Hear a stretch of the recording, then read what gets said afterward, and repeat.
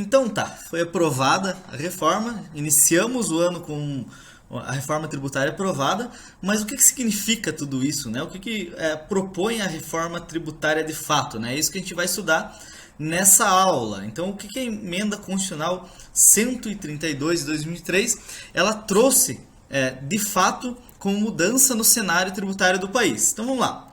O primeiro ponto que a gente precisa entender é a reforma tributária, ela é sobre o consumo, tá? Então, aqueles impostos incidentes sobre o consumo que vão sofrer alterações pelo texto da reforma, tá? Então, o imposto de renda, a contribuição social, por exemplo, ela não vai sofrer alteração, tá? Então, esse é o primeiro entendimento que a gente precisa ter, né? Muita gente pergunta lá, Lucas, eu vou precisar entregar a ECD ainda, a ECF? Vai, por enquanto vai. Calma lá que tem novidade também, que a reforma trouxe algumas novidades para o imposto de renda, mas a gente vai tratar lá no final, tá? O que a gente precisa entender é, a reforma, a emenda constitucional 132, ela vai trazer um novo mecanismo de cobrança para os impostos sobre o consumo. Quais são eles? A gente vai identificar daqui a pouquinho, fique tranquilo, tá? Então, o próximo passo para a gente entender tudo isso a reforma ela propõe o IVA para o Brasil, o Imposto sobre Valor Agregado, tá? Na prática, o que é isso, tá? Vamos pegar um exemplo aqui bem simples, tá? O Imposto sobre Valor Agregado ou sobre Valor Adicionado, tá? Diminuir a minha câmera aqui para todo mundo entender bem. Não vai precisar. Vou deixar ela mais do cantinho aqui. Legal. Vamos lá. Você já deve ter ouvido falar do IVA, que o IVA vai ser institucionalizado no país, né? E o que na prática isso significa, tá? Então imagine que uma empresa, qualquer empresa de produto ou de serviço, ela compra uma determinada mercadoria ou um determinado serviço por R$100. A partir daí, tá? A gente vai ter uma cobrança do IVA, seja qual ele for o percentual, sobre os R$100, né? Então vamos imaginar lá que eu tenho 10% de IVA, tá? Eu vou ter lá R$10 incidente sobre a compra do IVA. E aí eu vou vender esse material, tá? Vou vender por R$170. Na prática, eu vou pagar o tributo sobre os R$70, sobre o valor que eu agreguei ou o valor que eu adicionei, certo? Então, esse é o primeiro ponto para a gente entender o IVA. O que significa isso? A não cumulatividade na prática. Então, o IVA ele sempre será não cumulativo. Por quê? Porque eu tenho a incidência da cobrança do tributo somente aquele valor que eu adicionei à mercadoria ou ao serviço. A gente vai entender isso melhor um pouquinho melhor lá na frente, tá? Então esse é o primeiro passo, tá? É entender que a reforma tributária ela institui de fato o IVA no país, tá? O IVA ele é um imposto mais utilizado no mundo, tá? Aqui eu trouxe alguns exemplos de países para a gente entender na prática como que funciona, tá? Mas o IVA é adotado no mundo inteiro, tá? Não é algo que o Brasil inventou, né? Então o IVA, o modelo do IVA, ele é adotado por vários países no mundo. Eu trouxe alguns exemplos aqui: Chile, Colômbia, Itália, Alemanha, França, Suíça, Espanha. Todos esses países utilizam o IVA como forma de tributação sobre o consumo, tá? Eu trouxe esse título de curiosidade aqui. A Hungria é o país que tem o maior percentual de IVA e o Canadá o menor, tá? A Hungria 27% e o Canadá 5%, tá?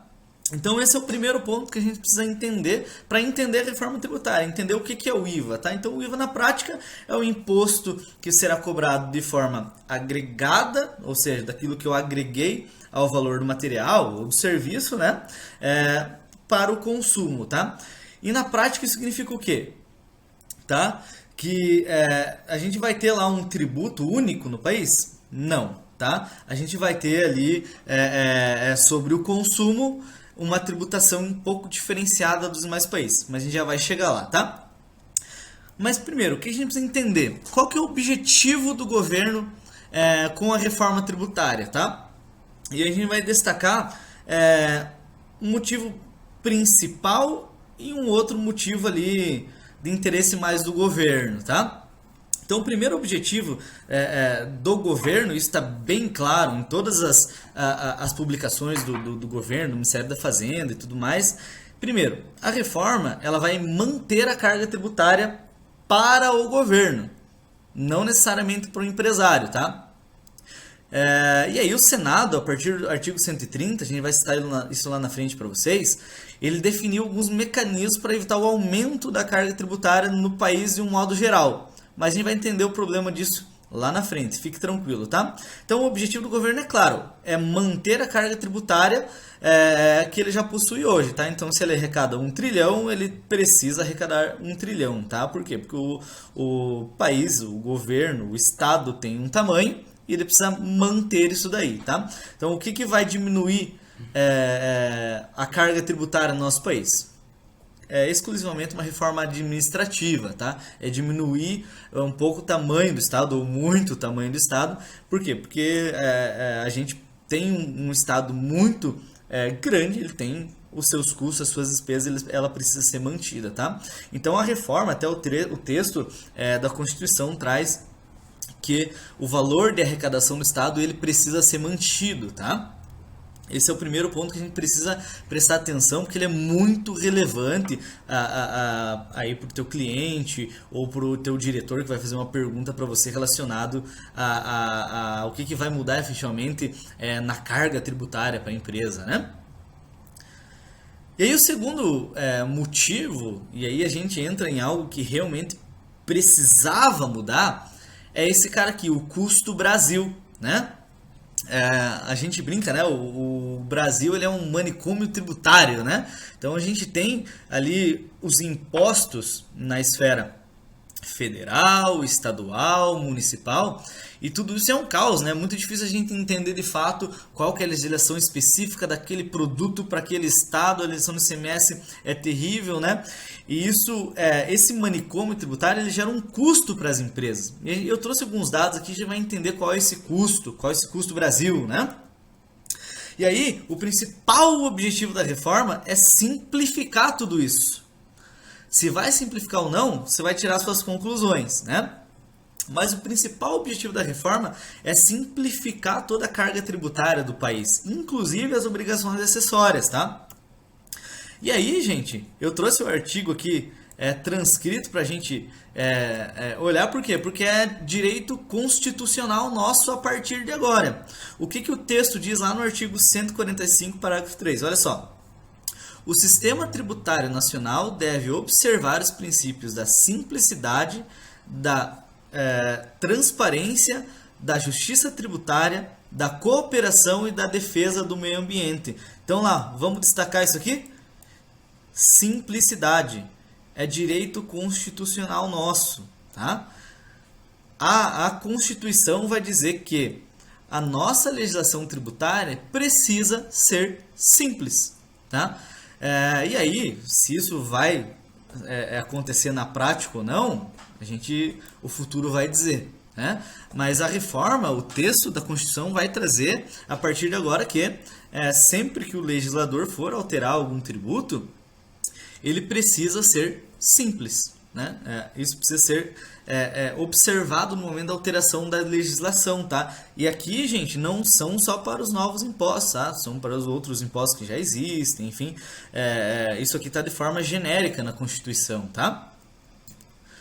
Próximo passo aqui, vamos entender um pouco mais do que significa esse custo Brasil. Você já deve ter se deparado com essa frase, você que trabalha aí com fiscal, você que é contador, você que é advogado, atua com direito tributário. Essa frase fala muito sobre o nosso sistema tributário, né? O nosso sistema tributário, em vez de ser um conjunto de regras, ele é um conjunto de exceções. Olha só, na prática, o que significa isso, tá? A gente não tem uma exceção clara e simples para que o empresário que está começando um negócio agora, ele identifique de fato qual que vai ser a tributação dele. Não, vai demorar de muito estudo, de muito trabalho, e aí se ele vender por um determinado estado, ele vai ter um valor de ICMS, para outro estado outro valor de ICMS, aí ele pode ter um benefício fiscal, não pode ter benefício fiscal. Então o nosso país, o nosso sistema tributário do nosso país, ele é um conjunto de exceções mesmo, tá? E aí eu trouxe aqui alguns dados para a gente tentar entender de forma mais clara isso daí, né? Olha só, dos impostos da União, a gente tem o PIS, e o COFINS e o IPI. Para o PIS e o COFINS, a gente tem uma legislação com mais de 800 artigos. Para o IPI, a gente tem mais de 450 páginas da tabela típica que vai determinar a alíquota lá do IPI. Nos estados, na legislação estadual, a gente tem mais de 27 unidades federativas. Somente o ICMS do Rio Grande do Sul mudou 558 vezes em 4 anos. Olha só a loucura disso, gente. E aí, o ISS, né, Imposto sobre Serviço, são mais de 5 mil municípios e cada um desses municípios tem uma regra específica. Então, é muito difícil o contador ficar atualizado sobre tudo isso. Né? Ainda mais se ele tiver lá uma área de atuação no país inteiro ou um cliente que ele tenha lá que atua no país inteiro. Então, fica muito difícil entender a legislação do nosso país. Né? E aqui um dado muito importante para a gente entender o custo do Brasil, gente. O Brasil, esse é um dado do IBPT, tá? O Brasil ele possui em média 31 normas tributárias editadas por dia, falando de legislação tributária, tá? Ou seja, mais de uma norma por hora. Então fica impossível, né? Fica impossível a gente ficar atualizado o tempo todo sobre isso, né? E aí outro dado bem interessante também que eu trouxe para vocês aqui para a gente entender o custo do Brasil e tudo mais, é que nós estamos, né, entre os 10 piores países do mundo para se pagar imposto. Então veja a importância de a gente simplificar tudo isso. Né? É muito importante a gente simplificar, porque a gente vai entender lá depois se determinado ramo de atuação ou não, se você também vai tirar sua conclusão, se ele vai ter um aumento ou uma redução na carga tributária. Mas o fato é, as empresas gastam muito para pagar imposto no Brasil. Né? Então essa aqui é uma pesquisa do Banco Mundial, né? O Brasil eu vou ler com vocês, né? O Brasil ele é um dos 10 piores países do mundo para se pagar imposto, ocupando 100º, 84º lugar entre 190 países do mundo, né? No quesito tempo gasto de pagamento de tributos. O Brasil está em último lugar com 1.500 horas por ano.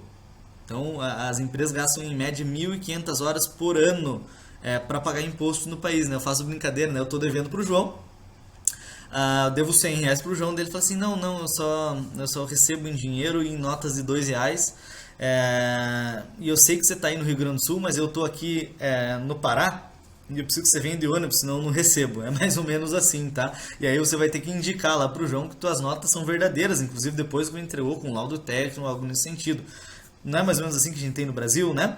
E aí a gente tem um gasto em horas, né, pagando imposto no país 50% maior que o penúltimo colocado, que é a Bolívia. Então vocês entendem a importância da gente simplificar tudo isso? Então é muito importante que a gente simplifique esse cenário tributário aqui no país. Por quê? Porque a gente vai gastar menos, as empresas vão gastar menos pagando imposto se ele for mais simples, tá? Então esse é um ponto muito relevante para as empresas, tá? Então isso vai fazer bem para o país, de fato, a gente ter uma simplificação no nosso sistema tributário, tá?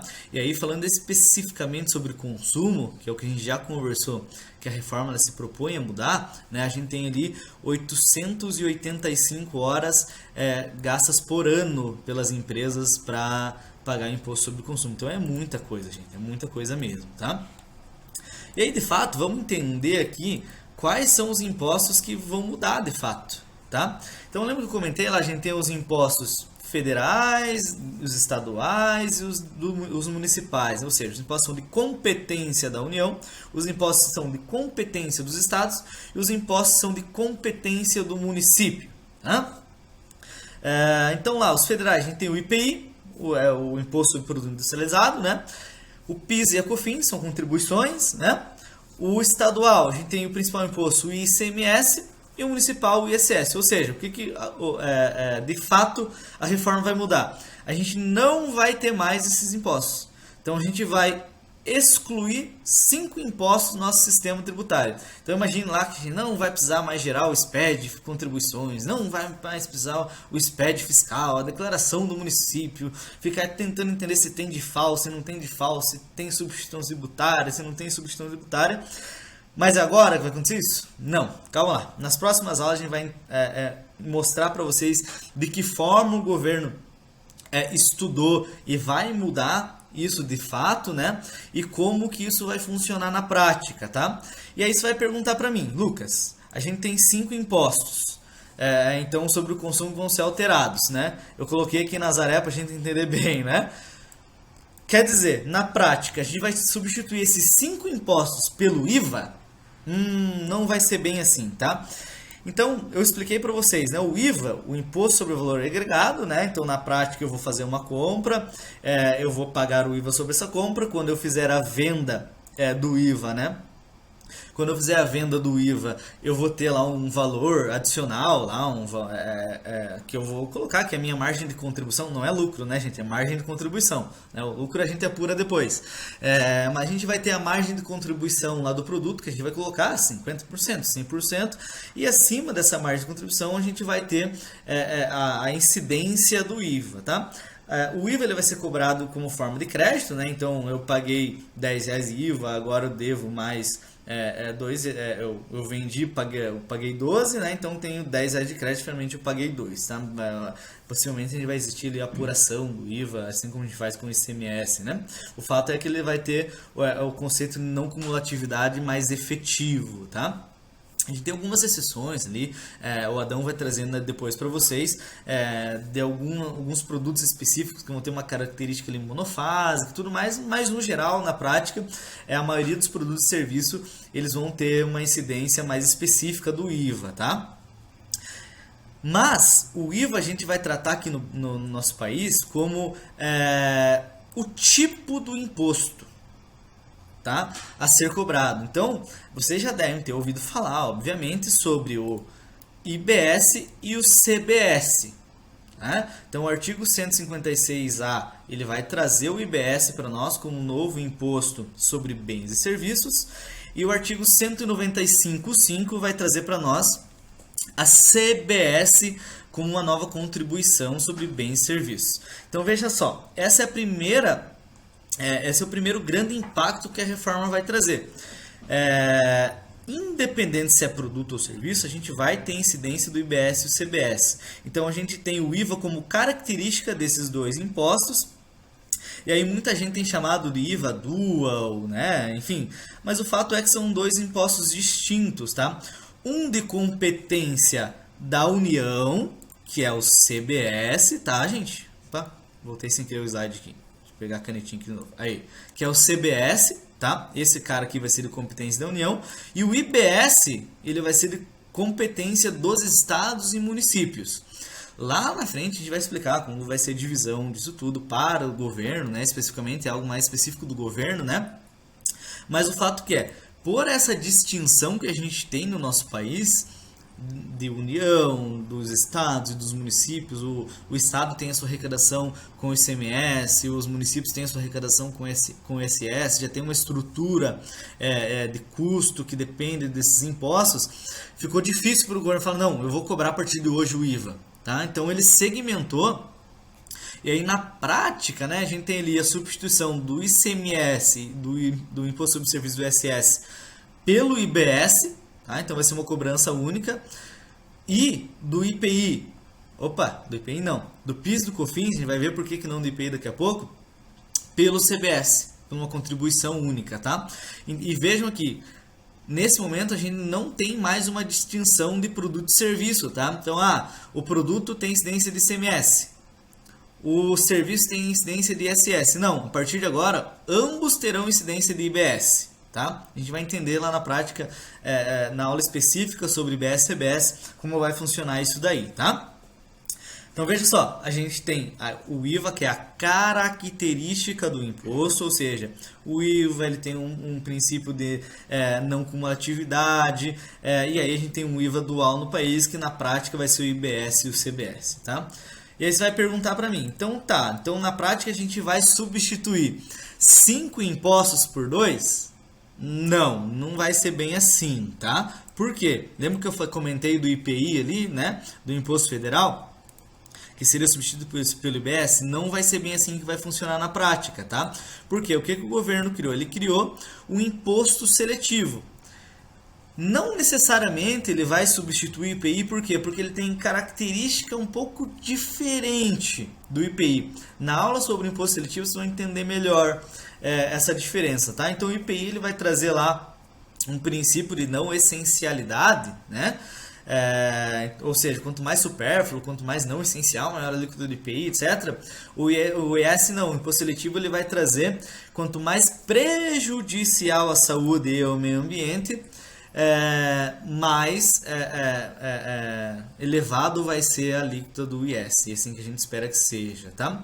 Tá, mas o que é prejudicial à saúde e ao meio ambiente? A gente ainda não sabe, tá? Então isso tem uma discussão, tá? Então a gente pode dizer, bom, o açúcar ele é prejudicial à saúde? Ele né? Se consumir em grande quantidade, né? A gasolina ela é prejudicial? Se tomar, eu brinco se tomar gasolina é prejudicial, né? Mas ela é prejudicial ao meio ambiente. Vai ter esse? Provavelmente, tá?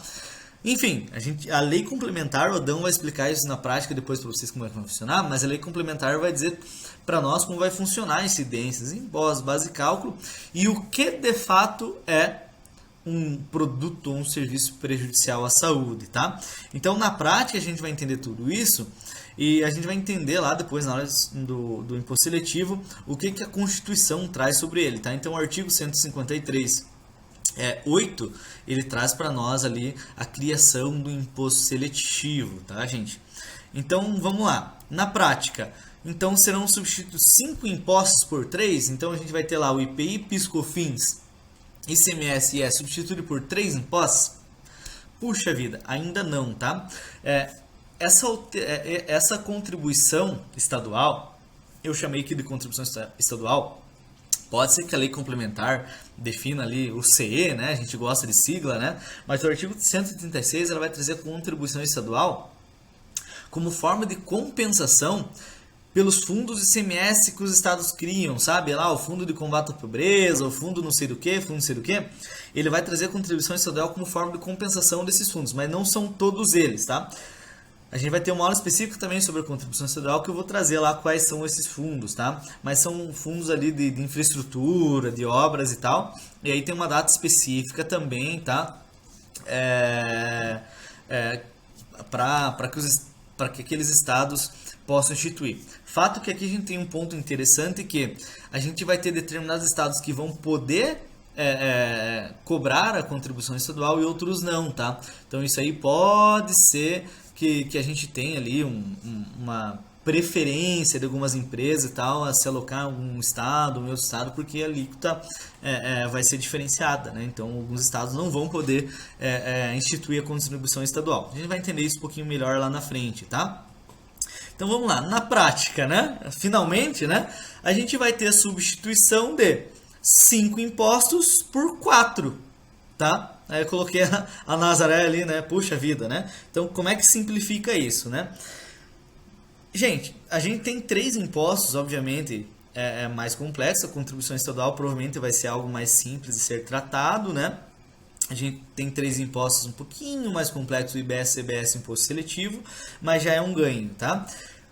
No processo legislativo, o Adão vai explicar isso pra gente depois na próxima aula, a gente teve lá a PEC, né, quando ainda não era Constituição, foi aprovada na Câmara com texto, depois ela foi para o Senado fez algumas alterações, voltou para a Câmara analisar as alterações que o Senado fez, e aí promulgou a lei, né? Quando o texto foi para o Senado tinha criado um 5º imposto, que era uma contribuição de intervenção de desenvolvimento econômico, uma CID, né? Como forma de compensação do IPI lá para as áreas de livre comércio, tá? Isso, quando voltou para a Câmara ela tirou isso, tá? Se não, seriam 5 impostos por 5, né? Ou 6 por meia dúzia, né? Mas enfim, o fato a gente vai ter ali, a partir de 2033, a gente vai ver lá no processo transitório, a exclusão, né, do IPI, da PIS, da COFINS, deixa eu tirar aqui a câmera, né? E do ISS, tá? Isso que vai ser passado, a gente vai ter lá os impostos federais, o CBS e o imposto seletivo. Eu coloquei junto ali, apesar da contribuição estadual ser só para os estados, eu coloquei ali junto estados e municípios, porque a gente vai ter a instauração ali do IBS e da contribuição estadual, tá? Então, fazendo um resumão aqui para você, só a gente está encerrando essa aula, né, de introdução, tá? Então, a gente vai ter lá a alteração, né, dos impostos sobre o consumo, tá? Não é sobre a renda nesse momento. A gente vai ter lá a substituição, né, ou alteração dos impostos sobre o consumo, dos impostos que são o IPI, a PIS, a COFINS, o IBS, o IBS, já estou misturando, né? Vamos lá, de novo. IPI, PIS, COFINS, ICMS e ISS pela IBS, CBS, pelo imposto seletivo e pela contribuição estadual, tá? Então o fato é, a reforma visa simplificar e ela colocou alguns mecanismos para isso no termo da Constituição. A gente vai detalhar mais à frente, essa é só uma aula introdutória, tá? Fique tranquilo. E colocou como principal objetivo a manutenção dessa carga tributária. Durante as aulas, durante a explicação dos impostos, a gente vai fazer algumas provocações para que você reflita sobre os setores, sobre os setores da economia que vão ter mais impacto sobre isso. Para que quando você for questionado, você tenha fundamentos ali com base no texto constitucional para responder, tá? É muito difícil a gente falar assim, olha, uma empresa de plástico, uma indústria de plástico vai sofrer tal alteração na sua tributação a partir da reforma tributária. Mas a gente tem alguns elementos já que a gente consegue identificar os setores que vão ser mais impactados, né, os processos das empresas que vão alterar, tá? Então a gente tem a alteração da lei, alteração do sistema tributário sobre o consumo, com a criação do IVA Dual ou do IBS-CBS, tem a característica do IVA, né? Com o objetivo claro do governo de simplificar, mas colocando tudo num pacote só. A gente vai ver isso mais lá na frente. E a criação desses novos impostos, tá? A partir da próxima aula a gente vai trazer para vocês ali qual foi o processo legislativo sobre isso. A gente vai detalhar mais esses impostos para vocês e vamos entregar para vocês alguns documentos do Ministério da Fazenda que vocês vão conseguir entender melhor como isso vai ficar. Beleza? Fica aí, até a próxima aula.